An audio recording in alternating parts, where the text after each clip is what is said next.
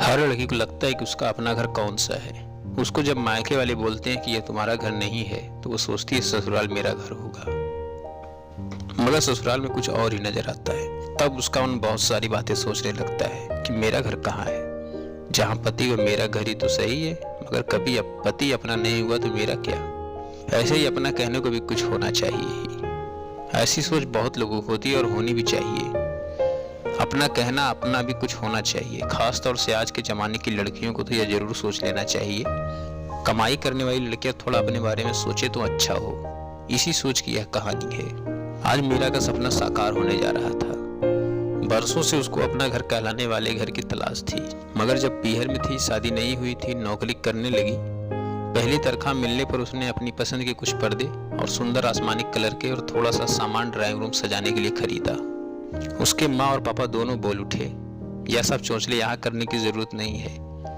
जब तुम अपने घर जाओ तब यह सब करना। उसने कहा यह मेरा ही तो है घर, मगर उसके माँ पापा ने बड़ी बेरुखी से मना कर दिया। तुम्हारा ससुराल ही तुम्हारा घर होगा, इसलिए वहां जाकर यह सब करना, यहाँ कुछ करना नहीं। उसका दिल टूट गया। उसने सोचा शादी होगी फिर मेरा अपना घर होगा, वहां सब कर लूंगी, मगर मुझे मेरा कहने वाला मेरा घर चाहिए। वहीं से उसके मन में यह बात घर कर गई थी।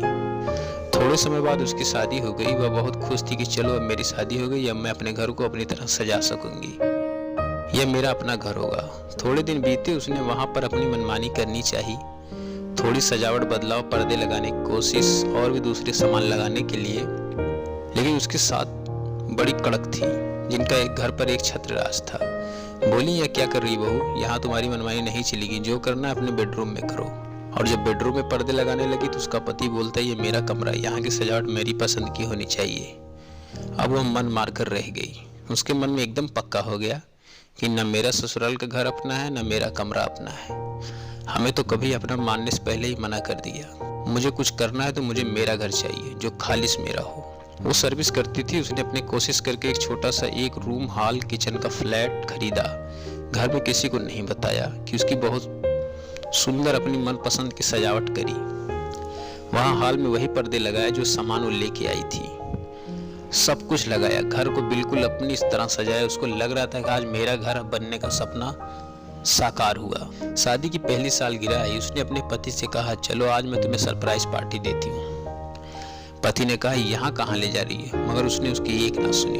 उसको अपने साथ में अपने घर ले आई। घर के बाहर बहुत सुंदर सी नेम प्लेट लगी हुई थी जिसमें उसका नाम मीरा लिखा हुआ था। पहले तो वह देखकर चौंक गया कि ये कहाँ लेकर आ गई। जब वो अंदर गया तो उसने देखा चारों तरफ मीरा की पसंद का सामान लगा हुआ था और घर बहुत व्यवस्थित सजा हुआ था। उसने मीरा से बोला अरे तुम कहाँ लेकर आ गई हो मुझे।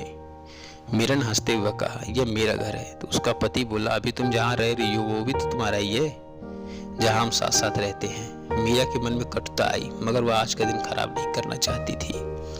उसने कहा इस पर मैं तुमसे बाद में बात करूंगी, मगर यह घर खाली मेरा है। मेरा कहने के लिए बस यही मेरा एक घर है। अच्छी पार्टी वार्टी करके शादी की सालगिरह मनाकर वे लोग घर गए। घर जाकर उसके पति ने उसको वापस पूछा तब उसके मन में कटुता थी। उसने बोला जब मैं पीहर में अपनी पसंद चलानी चाहिए तो माँ बाप बोले तुम्हारा घर नहीं, ससुराल तुम्हारा घर है, वहां जाकर अपनी पसंद लगाना, सब अपने पसंद का करना। ससुराल आई तो सास जी ने कहा यहाँ मेरी मर्जी चलेगी, मेरा घर है, अपने बेडरूम में मर्जी चलाओ। बेडरूम में आई कुछ बदलाव करना, तुमने कहा यह मेरा कमरा है। मेरे मन में सवाल उठा सब कुछ तुम्हारा ही तो मेरा क्या है, तो मेरा घर कहाँ है, मेरा क्या अस्तित्व है। तब बहुत सोच विचार कर मैंने अपना एक रूम, एक हॉल, किचन का फ्लैट खरीदा जो खालिस मेरा है। इसमें किसी का कोई अधिकार नहीं, जिसमें मैं अपनी मन मर्जी से रह सकती हूँ, मन मर्जी से सजा सकती हूँ। आज मेरे मन का सपना पूरा हुआ, आज मेरा कहने को मेरा घर हुआ। अब यही तुम्हारी मर्जी है कि तुम मेरे साथ मेरे घर पे आओगे या नहीं। अगर मेरा मन करेगा तब मैं वहां जाकर रहूंगी, क्योंकि वह मेरा घर है।